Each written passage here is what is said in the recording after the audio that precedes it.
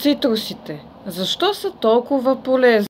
Най-ценната съставка в цитрусите е витамин С, който е способен не само да подсили имунитета, но и да защитава клетките от неблагоприятното въздействие на околната среда и да води борба с преждевременното стареене.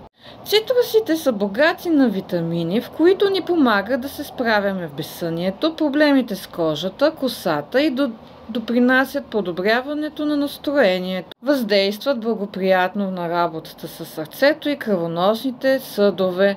Съдържат също така много вещества, които убиват или потискат развитието на бактериите и гъбичките.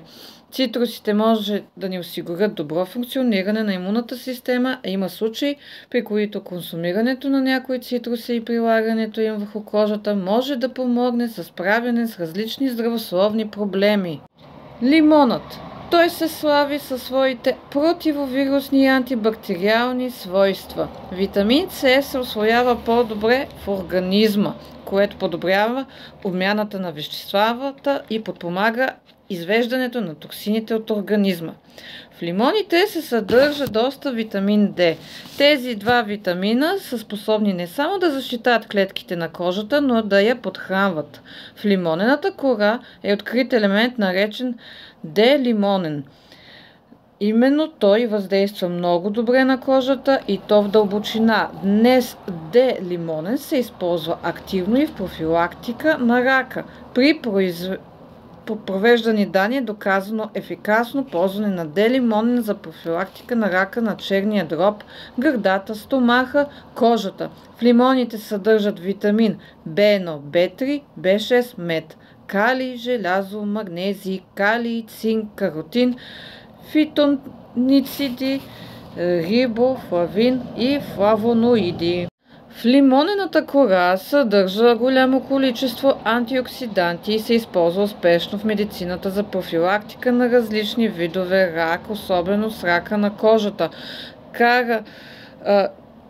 Кората на лимона действа благотворно върху целия организъм на нервната система и нормализирането на сърдечния ритъм, както лимонът спомага за омекотяването на кожата.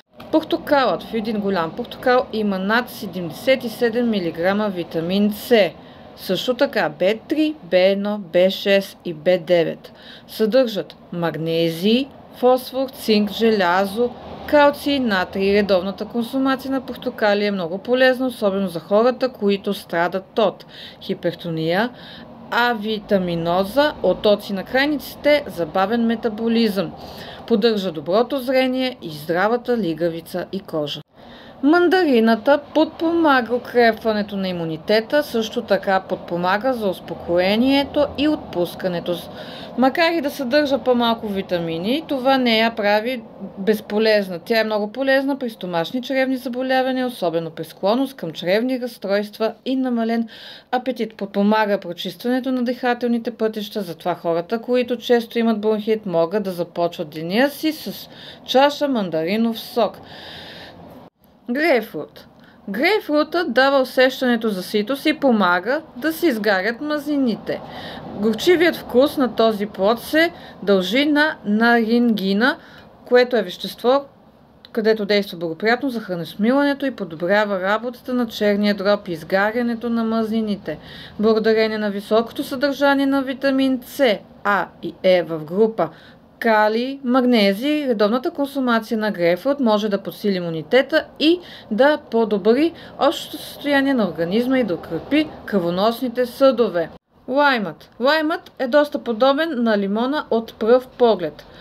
Той изпреварва лимона по количество витамини, има повече витамин С, витамин К, ретинол, токоферол, витамин от група Б и минерали като калций, желязо, натрий, манган, селен, цинк, фосфор. Съдържа много калий и мед, което съчетание оказват благоприятно въздействие на работата на сърцето и бъбриците. Помелото достига между килограм и до 10 кг. В 200 грама от плода дава нашата дневна доза.